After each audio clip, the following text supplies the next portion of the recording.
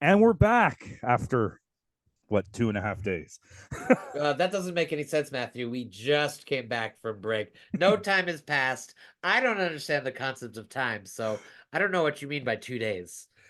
Okay, so here's what how we're gonna do this. I have a website which I emailed or no, I texted to you. I'm gonna read the highlights of the 2024 Ontario budget, and I want you to stop me if you want to comment on any of the bullet points. Okay. Okay. So the first headline is Building Ontario, accelerating Ontario's plan to build the most ambitious capital plan in the province's history by investing more than 190 billion over the next 10 years to build and expand highways, transit, homes, high-speed internet, and other critical infrastructure that will support economic growth. There's, you know what? Here's the thing. Those are all great things. It's so not specific. Like, here's all the money, and we're going to do all the things. So you're That saying it's broad strokes. It's way too broad strokes.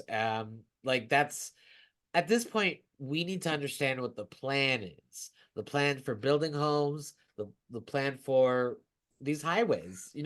So what I'm It's not hearing is your message to Doug Ford is show us the blueprints. show well, yes, great. That's a great interpretation. But the other thing is, show us that we can trust you to spend $190 billion on these things that we need. Couldn't have said it better myself. Let's continue. Increasing funding for housing enabled municipal infrastructure projects by investing $1 billion in the new municipal housing infrastructure program dedicated to core infrastructure projects and quadrupling the housing enabling water systems fund to 825 million for municipal water infrastructure projects that would enable new housing. So why are they coming after us for a rain tax? This guy's going to pay for the water. Sorry, go on. No, no, no. I don't think I have a point to make. Like, I think the weird thing from the people who I want to say are opposed to building, it's sort of like a new thing they've added to their criticism. It's like, oh yeah, we've realized that we can add this complaint, which is, if you build all these houses, our our our waste management, our sewer structures won't be able to handle the influx. And I mean, you have to imagine that a government that wants to get the shit built is aware of that. And you know, it sounds close like I'm veering to complimenting Doug Ford. I mean, what why would you assume that the base position is, you know, the government is I'm saying the government's building housing. I know that's not what this is, and that is ultimately what I would want. But the government wants to incentivize housing getting built. Do you think that every single person this is oh god, I can't believe it. I'm doing benefit of the doubt for the Ontario Conservative Party. I call them out. I don't think they're, the brightest the brightest lighters in the in the In the stoner sky? kit. Yeah. But like, do you think they're not going to think about the structural needs, the infrastructure that needs like I'm giving them that benefit of to say, no, nobody is that stupid. For me, I'm just going to say, I'm going to piggyback off what you said. The blueprints are missing. Yeah. Anyway, let's It's continue. Doug Ford can, and I feel like this might be a recurring theme in this budget. Doug Ford can announce, and I mean, I guess this is the criticism of any government. You can announce anything, but your ability to actually act on it, we just have to wait and see. So the next one is addressing Ontario's housing supply crisis by rewarding municipalities that achieve their housing targets with funding from the 3-year 1.2 billion Building Faster Fund. Tackling gridlock and saving commuters time by advancing critical highway projects like the new Highway 413 and Bradford bypass, expanding existing in demand highways like Highway 401 and Highway 7, supporting construction of new interchanges, including at Banwell Road and EC Row Expressway in Windsor, and Highway 416 and Barnsdale Road in Ottawa, and improving roads, highways, and bridges in communities across Ontario. Now, my opposition to this Because you don't is drive. I mean, okay, listen, it's not. I mean, okay, I I love that you could just say you don't drive, and I have to go on the back pedal like, listen, you're not wrong. It is funny. my my thing is it feels like it ignores the concept of induced demand. They think, oh, if we add a couple lanes to this highway here, traffic is gonna get cut down. That never happens. No, it's just going to get worse. You're right. Yeah, and so it's not. I'm not saying, oh, we should hardcore buy into Stephen Guilbeault's rhetoric of absolutely never any infrastructure funding for roads. Like, I don't. If I want, no, I don't. Listen, I don't need to give Stephen Guilbeault the credit of the doubt here. Uh, Benefit of the doubt, you know what I mean. But so it feels like it's a policy that's only supposed to appeal to the rah rah we love cars people, without looking at the fact that that's not going to fix congestion. Okay, the next one, supporting the largest transit expansion in North America, including improving GO Train and GO Bus services, connecting light rail transit, advancing 4 priority subway projects, including the Ontario line, and bringing back the Northlander, restoring passenger rail service to Northern Ontario. Ultimately, ultimately, these are good things. But again, I I guess we'll have to wait and see. it's partially that, but there's also, in my mind, they're missing, I want to say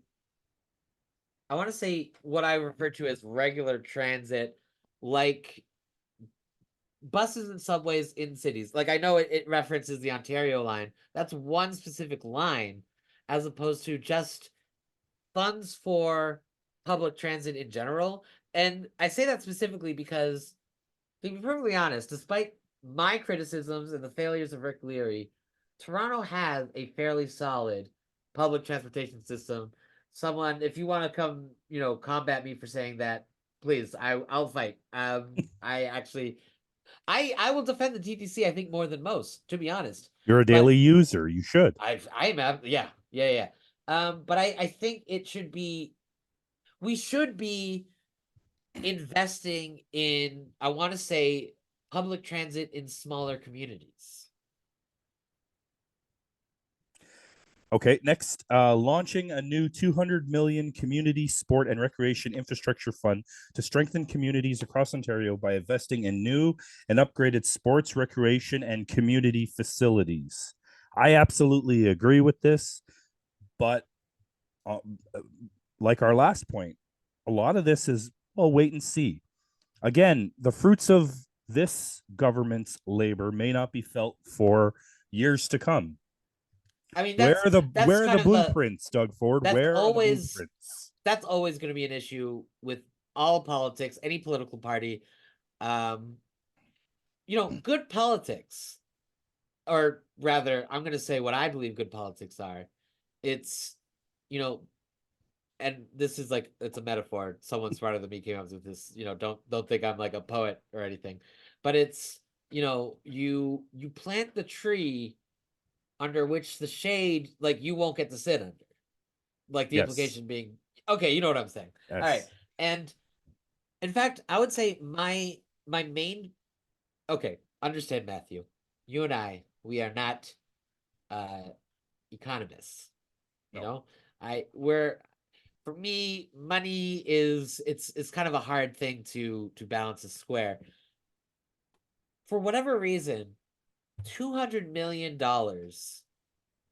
for all of Ontario for this infrastructure. Tell me if you think I sound off base if I say that this sounds like a small amount of money. It's hard when we talk about in the It millions, in depends. the millions, and in the hundreds of millions of dollars to refer to it Well, as a you know small what? amount of money. We can actually talk about this on a later episode. We got to continue, but I Oh, will sorry. Yep, say, yep. no, I will say that it depends on what he means by the wording. Because what does it cost to make a baseball field? It's rather inexpensive, to Oh, be you know honest with what? you. Fair enough. I think in Even a my soccer mind, field, same thing. it's like I think I'm thinking specifically, I'm thinking like facilities, buildings. Right. And so what you're saying makes actual sense. That I feel like that falls more It under the 200 it million depends. umbrella. Yeah, you're right. Okay, so helping to build Ontario's end-to-end electric vehicle and battery supply chain over the last 3 years, Ontario has attracted more than 28 billion in automotive and EV battery-related investments from global automakers, parts suppliers, and EV battery and materials manufacturers, which are expected to create more than 12,000 new permanent jobs.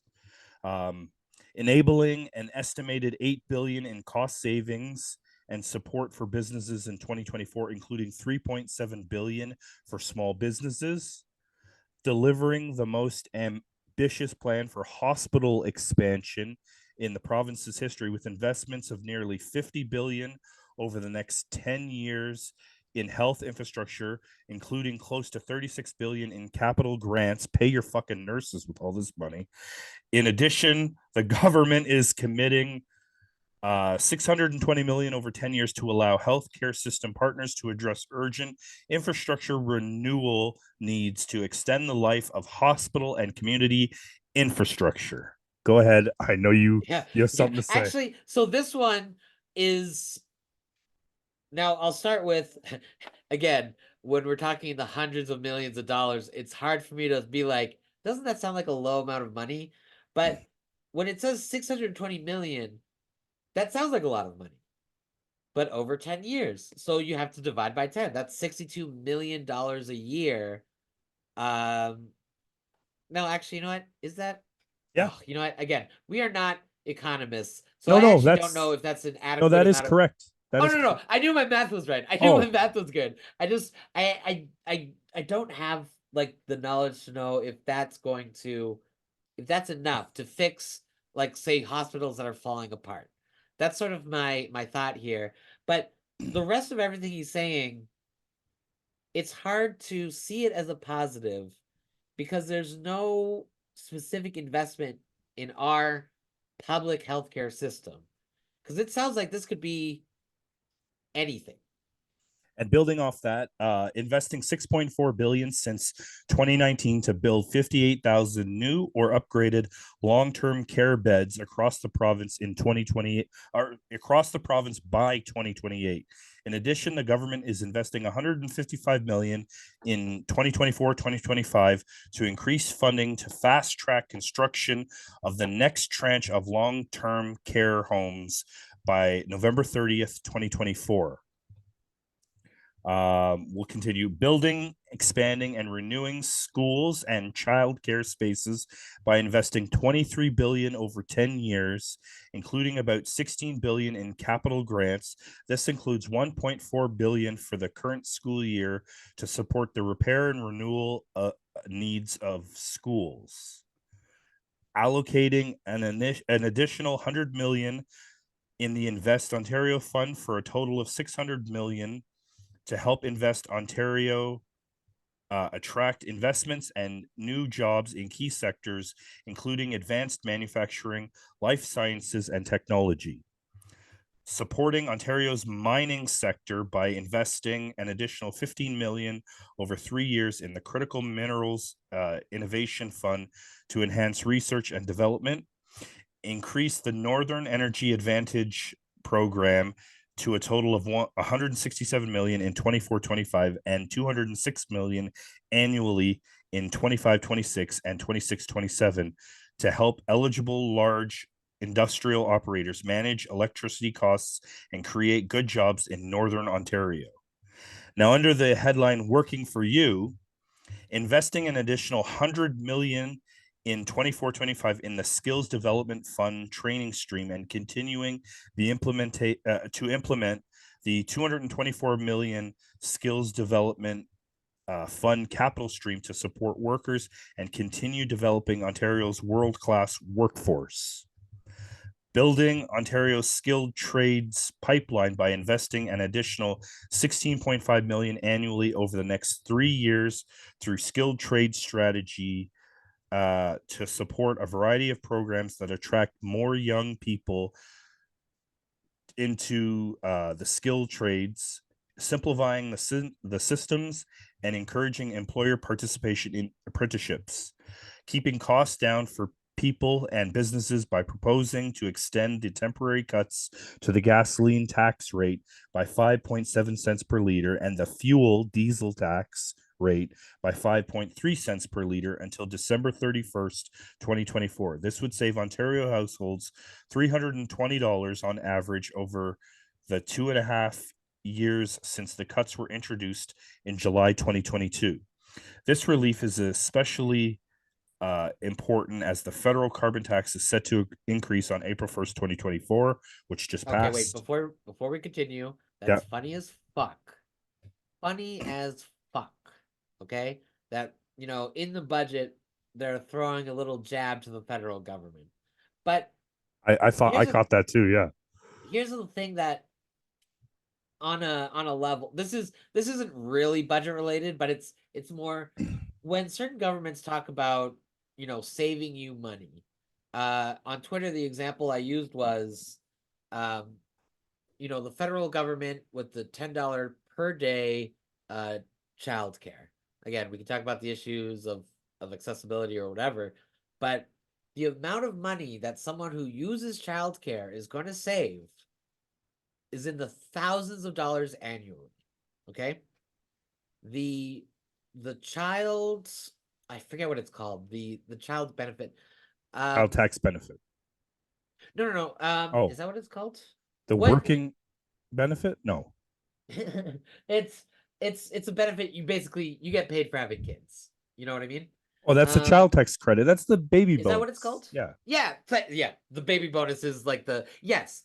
Um, you know, Trudeau increased that amount, and like so uh that's hundreds of dollars every month. And I say hundreds because depending on how many kids you have, it's more money. So it's it's interesting when people talk about government saving you money. This is, these are thousands of dollars in savings. The shit that the Ford government brags about saving money, when they cut the vehicle license fee, $100 a year. I'm sorry, that's not savings. I'm not a rich person. I'm like a poor fucker. You saving me $100 a year is not changing my financial output. It's this gas tax example, where they wrote it in as a brag that the having the tax cut for 2.5 years saves families.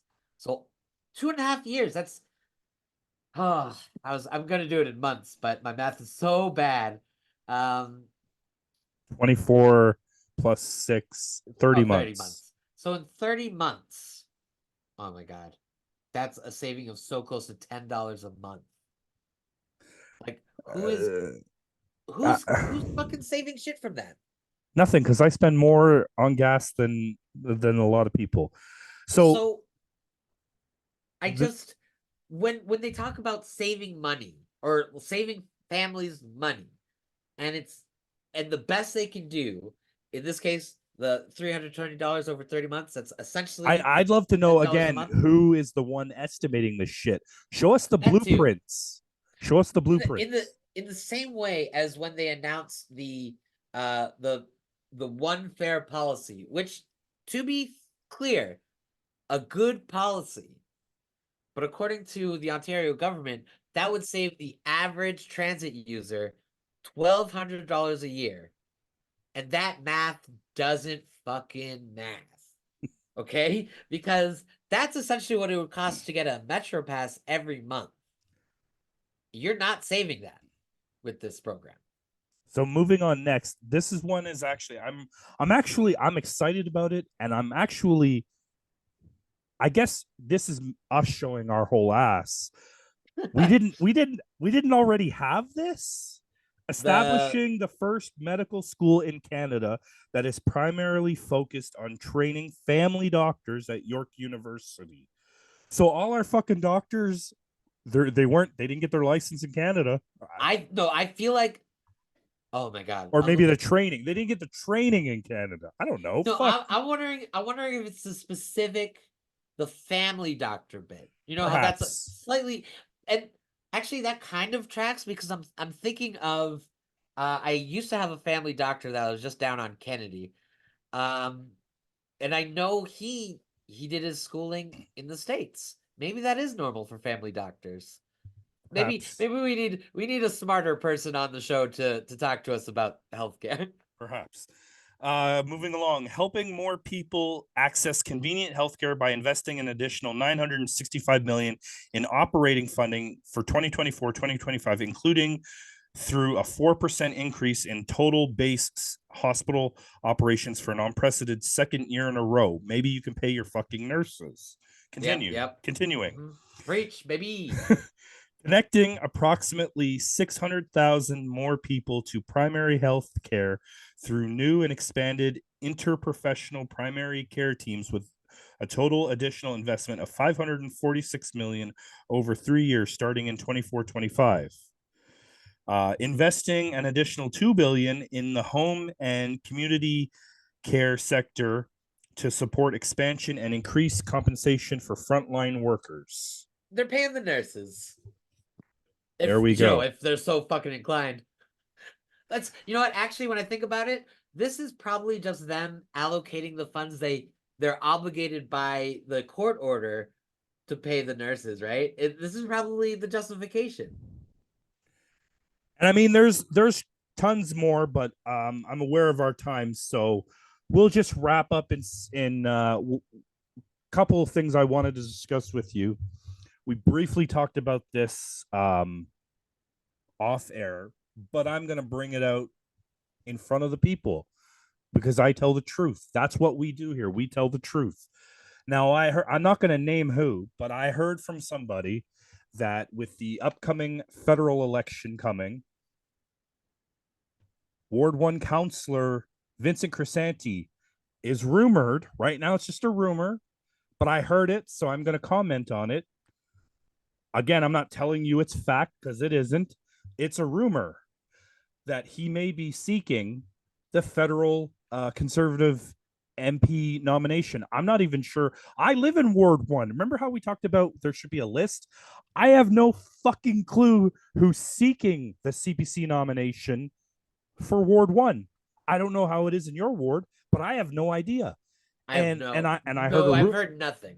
a rumor that maybe Vincent Crisanti, our Ward 1 city councilor, might be seeking it. We don't know. I don't know anything yet, but I am going to follow this story, obviously, because it has a ripple effect. It'll be so great. It'll be so great. You know what? I mean, no, I was gonna say even if he doesn't win, it's like no. If he doesn't win, he can just slink He back doesn't to have to being the city resign councilor. until I know. that's the bullshit part of, and this is a longer conversation for us to get into. No, absolutely. I've done a lot of thinking over the last couple of days, and a lot of problems that are going on, not only federally, not only provincially, absolutely municipally. They're systemic problems. And again, this is a longer conversation you and I will have maybe next week if we can make, or next time we record if we have time. But okay, and this is a horrible example. It really, really is, but it's the only example that I have. So you know how in big companies, whether it be wrestling, so I'm talking about Vince McMahon, or music, I'm talking about Diddy, Diddy Do It. I heard one guy made a joke because he didn't know what the guy's name is, right? Because he kept changing his name, and then the guy's like, his name's Diddy, and then the guy's like, did he do it? Anyway, um, the reason that these people, because they're the bosses of their companies, of the organization, whatever, no one is going to cross. They're the boss. They're the controlling interest boss. And so the culture that exists in anything is with the people. It's ingrained with the boss, and then the people they surround themselves with. It's a systemic. So there are systemic problems, obviously, in, I don't know, Diddy's company, whatever they're called. There is absolutely 100% systemic issues that exist in the WWE. And I would argue, not in the same, I'm not talking about sex trafficking, but there are systemic issues inside City Hall that prevent change, or they don't want change. I'm talking. I'll give three specifics real quick. Number one is the way in which um, uh, the city hall, sorry, the city staff and the counselors address each other, whether it's during council meeting or outside of a council meeting. Number two is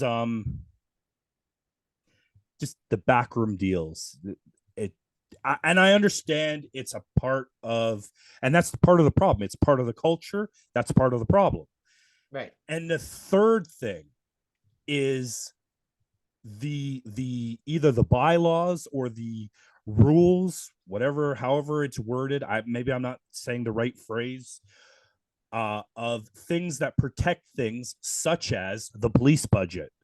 And this is the reason that nobody has come along in fuck 10 years, maybe longer, absolutely longer, and said, no, we need to change this.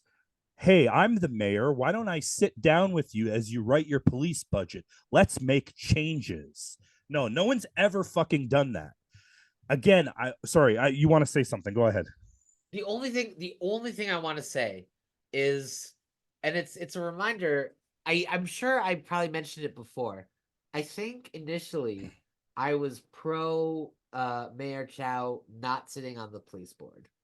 But now that it feels like there's no one there who can even speak up in the I name of think it's Councillor accountability. Morley is on the in Mayor Chow's place. I think I would have wanted the mayor there. Now, like, I've changed my mind. I think it would have been good for the mayor to be on that board. And again, the only way to rein in the cost of the police budget to make it work for you, you know how all the analysts say, don't work for your money, make your money work for you. Well, that it applies here too. You wrest control of the 911 telecommunications from the police. You put it back under city control, merge it with Yes. 311. Not Yes. emergency goes to 311 and 211, and emergency goes to 911. Absolutely. You retire the mounted unit. I know that's not popular. Sorry. That's what you do. The horses can go to the zoo, provide horse rides for the kids. They'll fucking love it. And then the third thing is you outlaw overtime. And with all that money you're going to save, you can double the fucking police force. Because I'm I'm telling you something, 540 officers for a city that is almost 3 million, or maybe at this fucking point, we're past 3 million people, is ridiculous. I even think that if you double it, so that would give us 1,080, I think that's not enough. Because then I would argue, well, let's double it again that would make it 2160. Maybe that might start to be enough. Sorry, your thoughts. I'll give you the last little time. oh god, I had a moment where I was so sure on what I wanted to say. Uh Let me see if I can collect my thoughts to remember what I wanted to say. Oh, I had such passion in that moment. Not your fault. This is on I'm me. sorry. No. Give me a couple awkward seconds to see if I can remember what angle I was attaching to. Oh, you know what? Okay. I got it. I remember now. I don't think we need to outlaw overtime. it needs to be more selective. And I say that because you can use overtime obviously as a way to be more malleable with, some police officers. But what's clear is that it's being taken advantage of right now. And that needs to stop. Absolutely. And Phil and I are going to cover that next time. We're going to go in depth on the sunshine list.